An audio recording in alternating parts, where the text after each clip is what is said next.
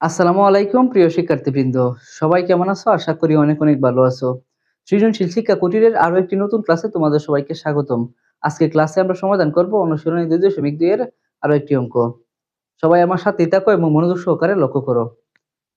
এখানে একটি প্রশ্ন আছে যে নিচের অন্যয়গুলোকে তালিকা পদ্ধতিতে প্রকাশ করো এবং ডোমেন ও রেঞ্জ নির্ণয় করো। এখানে একটি অন্যয় আছে f = xy, যেন x belongs to c, y belongs to c এবং y = 2x, যেখানে c = -1 0 1 2 3। প্রথমেই এখানে x belongs to c আছে। x belongs to c মানে হচ্ছে x এর মানটা c এর মান, c এর যে মানগুলো আছে এই মানগুলো বাইরে x এর মান হবে না, অর্থাৎ c এর মানটা কার মান হবে? x এর মান। আবার y belongs to c, এটার মানেও যে y এর মান হবে c এর মানগুলো, c এর মানগুলো ছাড়া y এর মান এখানে হবে না। আর মূল শর্ত আছে y = 2x। আমরা এটা ব্যবহার করি সামনে অঙ্ক করব। এখন আগে উল্লেখ করি যে দেওয়া আছে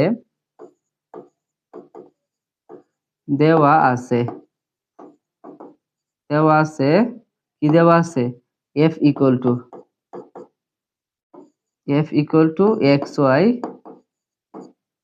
যেন x belongs to c, y belongs to c এবং y = 2x এবং y = 2x, এটা দেওয়া আছে। এটা হচ্ছে f এর মান। আর এখানে যেখানে কি দেওয়া আছে, যেখানে c আছে -1 0 1 2 3, এটা হচ্ছে c আছে। আমরা এখন এই মূল কাজ শুরু করব হচ্ছে f এর যে f অন্যয়ের যে শর্ত আছে সেই শর্ত থেকে। f অন্যয়ের শর্তটা কি?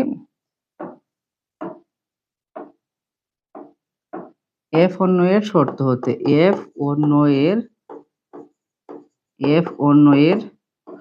হতে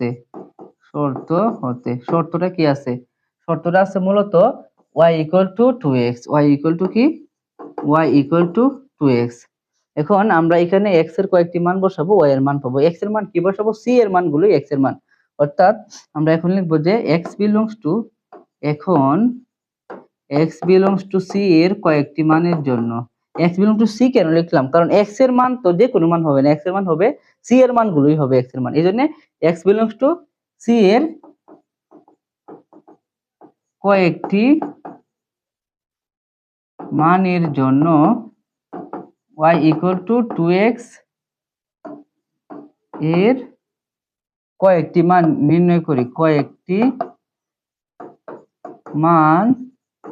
নির্ণয়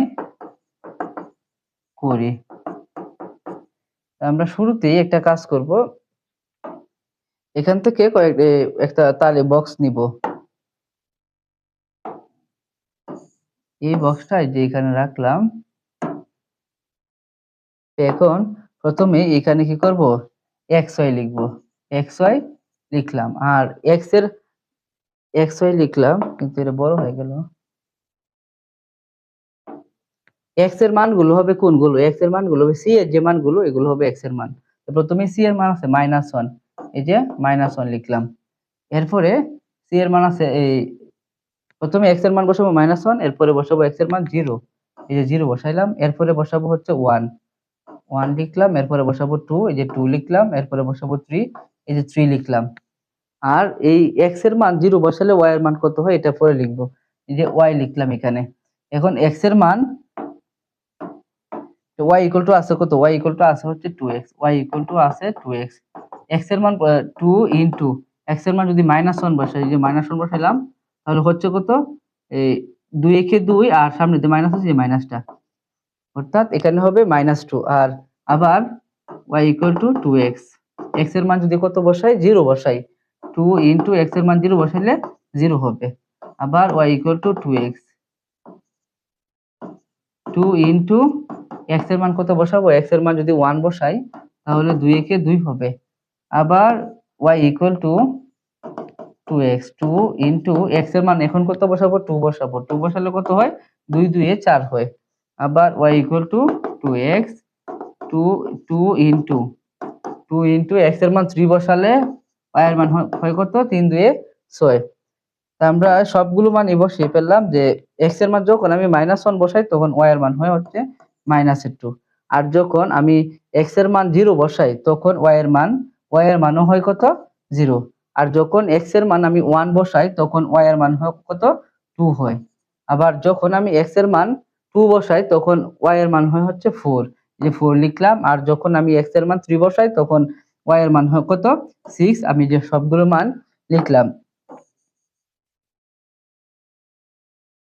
এখন আমি দেখব x এর মানগুলো তো সবগুলো c এর মানই আমি বসাইলাম। x এর মানগুলো আমি সবগুলো কিসের মান বসাইলাম, c এর মান যেহেতু বসাইছি তার মানে x এর মানগুলো x belongs to c এর সাথে ঠিক আছে মিলে। আর কিন্তু y এর মানগুলো দেখবো c এর মধ্যে আছে কিনা। এখানে -2 আছে, -2 c এর মধ্যে নাই। তাহলে আমি লিখবো যে -2 not belongs to কি, not belongs to c, অর্থাৎ -2 কার মধ্যে নাই, c এর মধ্যে নাই। যেহেতু -2 c এর মধ্যে নাই তাহলে কি হবে -1, সুতরাং -1 -2 not belongs to এটা কি f, অর্থাৎ এই f অন্যের মধ্যে কি নাই -1 -2 এই ক্রমজোড়টাও কি নাই। এরপর এখানে 0 আছে, 0 এখানেও আছে, এখানে 2 আছে, এখানে 2 আছে। কিন্তু ওই যে এখানে 4 আর 6 যে আছে, 4 আর 6 not belongs to কি c, অর্থাৎ 4 আর 6 not belongs to c। সুতরাং 2 4 আবার 3 6 এই ক্রমজোড়গুলো কার মধ্যে নাই, এই ক্রমজোড়গুলো f এর মধ্যে নাই গে, f এর মধ্যে নাই।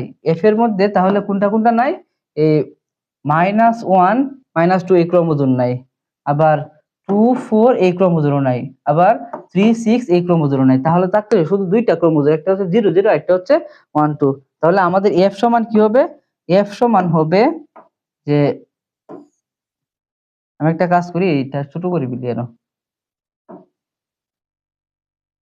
ছোট করা যায় যে আমরা যারা ছোট করলাম আর এই লেখাগুলো একটু উপরে তুলে দিচ্ছি, আর একটু ছোট করতেছি যে উপরে নিলাম।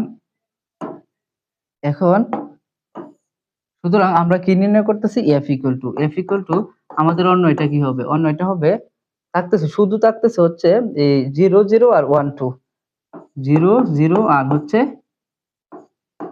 1 2, এই দুটাই হবে 0 0 আর কত হবে 1 1 2 হবে।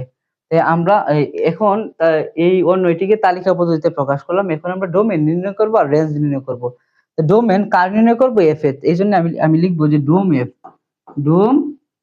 f সমান কি হবে, আমরা জানি ডোমেন হচ্ছে ক্রমজোড়ের প্রথম উপাদান সমূহ। এখানে ক্রমজোড়ের প্রথম উপাদান সমূহ 0 আর 1 আছে, তাহলে এটা হচ্ছে ডোম f। এরপরে আমরা এই f এর অর্থাৎ এই অন্য এর আমরা রেঞ্জ নির্ণয় করব।